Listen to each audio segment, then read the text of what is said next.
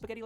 I'll let you in on a thing in there. It made me think about you. I know a lot of people may have been in this boat beef pick how you cook. So here's the chef's approach to make your cooking healthier. That'll help you stick to your diet, get healthier, and maybe get you to that goal weight or the incredible pair of buttocks you've been looking for. These aren't just tips. All of these have been verified by a professor of nutrition to make sure it's right for you. So I'm going back on my Get Shredded challenge, and we're gonna do this together. Let's begin. The heavy cream substitution. This is a big one. You wanna add cream to a curry or really anything, you're missing the creaminess. It's hard to do it without heavy cream. I have a solution that'll cut down the calories by probably, 60 to 80%. Take a 2-to-1 ratio of milk to cauliflower, put it into a pot, bring it to a boil until the cauliflower is completely overcooked to a total mush. Strain your cauliflower out, add it to a blender, and use your milk to loosen just until it's roughly the consistency of heavy cream while blending on high. Then optionally, but highly recommended to get some extra lactose flavor, you can add a little splash of heavy cream in there just for mouthfeel. Now you have a very low calorie, low fat substitute for heavy cream. Is it exactly the same? No. Will it get the same results? Not necessarily, but it will get you through your diet. If you want to reduce food waste and have a healthier pesto, instead of throwing away your carrot tops, guess what? You can eat the tops. So for example, make a carrot top pesto. All the same ingredients as a pesto except replace basil or some of the basil with carrot tops. Blend it up and get a boost of vitamin C, calcium, potassium, and you are one ingredient less of a food waster. Missing the extra fat in your diet kind of drags down the experience of eating something. But there's a way around that. Adding layers of texture, because fat ultimately provides texture. So replace that with layering other ones. Crunch, chewiness, add a little liquid to something. We've said that before, but that's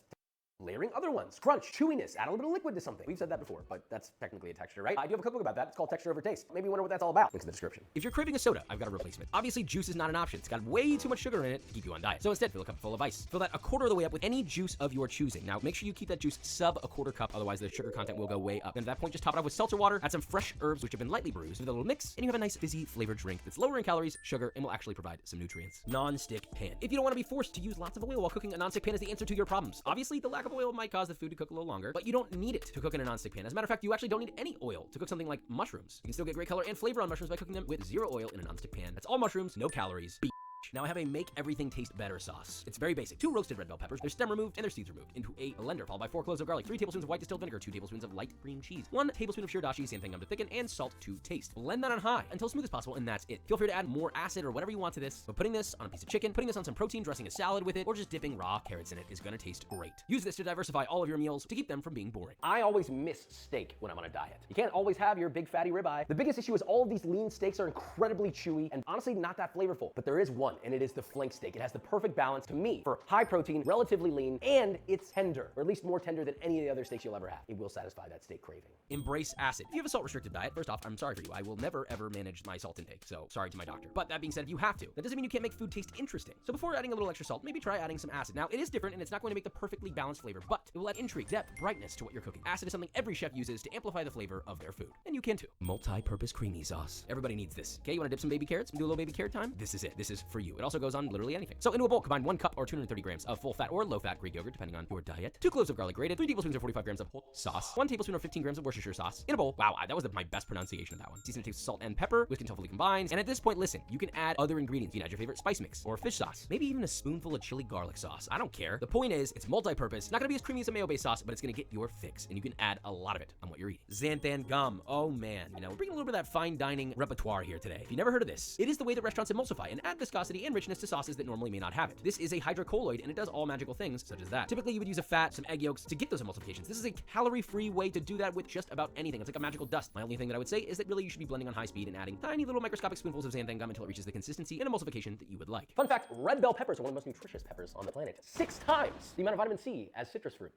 Got some vitamin C. To get the most out of them, you can either lightly stir fry or broil or roast. It's a great way to eat more vegetables. The thing that's great about bell peppers is they're kind of like banana. They're not spicy, they're sweet, they're fragrant, but they're not intrusive. They add a little bit of flavor, but not that much. They're just kind of there and they're nice. A little sweetness. Great into curry, fried rice, soups, stews, chili. You can chop this up and mix it up in your meat for like a meatball. That makes sense? Air fry. Obviously, deep frying your food is not really much of an option, but I'm not gonna lie. After all my talking about the air fryer, it does turn out it's not too bad, only if you use a 3-tier setup. Flour, egg wash, and some sort of a breadcrumb. That can be panko, cornflakes, etc. Spritz lightly with cooking spray, pop it into your air fryer, and there's varying temperatures. You can do 375 all the way up to 425 Fahrenheit. And that could be anywhere between 12 to 24 minutes, depending on whatever it is you're frying. So test around, find your best temp and time. But what do you do if you don't have an air fryer, Josh? Well, you can oven fry. It's actually not too bad, but it's definitely not as good. You will have to go at a hotter temperature around 400 to 425 Fahrenheit, and you will definitely have to flip halfway through. Cook times at that temperature can vary between 15 and 25 minutes. So choose your fancy and what you want to spend money on. An instant way to add diversity to already prepped ingredients that you have, rice paper wraps for spring rolls. Make your own spring rolls, or you can roll them up and then sear them and they get crispy on both sides. It's real nice. So keep a pack of dried rice papers for spring rolls. Take them out, rehydrated water, wrap whatever the hell you want, any protein, any vegetable with any sauce, whatever fits your diet and your macros, and enjoy. It's a healthy way to just diversify your diet a little bit. Measuring oil. You want more consistency in diet? Let me just make this simple. Don't freehand your oil.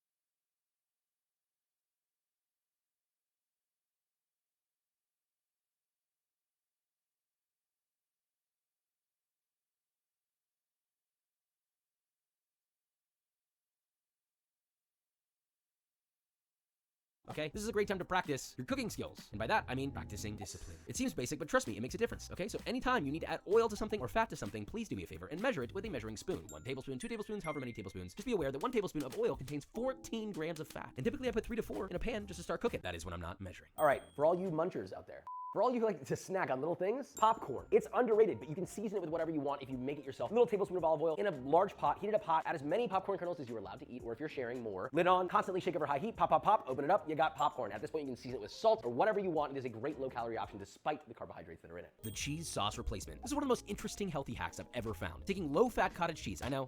Look, I thought it was weird too. I'm like, where's the flavor? You gotta have the fat. To be fair, I do eat it when I'm on a diet to get that extra protein that's low in calories. But nobody really wants to eat it unless you're a bodybuilder. So you take that, you blend it on high until as smooth as possible in a blender, and you end up with this sort of cream. Because of all the stabilizers and hydrocolloids that are in this, it turns into a beautifully glossy, emulsified, almost Mornay-like cream cheese sauce. You can use it as a dip, dressing, or as a replacement to sour cream, or maybe a light mayo. Chances are you might have to give up bacon, pork belly bacon that is. Let's be honest, turkey bacon sucks ass. So a more flavorful and less congealed product would be either Canadian bacon or English back bacon. Now, depending on what your macros will allow, that is. English back bacon is obviously higher fat, and it varies depending on the brand that you use. But those two options are delicious, high protein, and a great substitute. Dry rubs and marinade. You got a lot of low-fat proteins, and unfortunately, sometimes that means not a lot of tenderness and not a ton of flavor. Now, that's not always true, but if it is true, keep it simple. Add some dry rubs, spices, or marinades, and let it sit on the protein overnight. Just trust me. When it comes to dieting, everybody says, oh, eat chicken breast. Use this chicken breast recipe. Chicken breast, breast. Forget it. Use chicken thighs instead. The difference in the amount of fat is negligible, assuming your diet can handle it. It's like an extra 2 to 4 grams of fat, but they're juicier, they're easier to cook. Matter of fact, they're very difficult to overcook, and you're more likely to stay on your diet. Whereas chicken breast is the other way around. Hard to cook, they go dry easily, not as much flavor. So you can listen to me about the chicken thigh, and you're using chicken breast anyway. Here's how you can make it better. After it's cooked, shred it up and toss it with any low-fat, low-calorie sauce. That could be low-sugar barbecue sauce, that could be like a creamy tzatziki yogurt vibe, it could be anything you want. You got a little shredded chicken, put it in a sandwich, eat it over rice. The world is your high-protein oyster.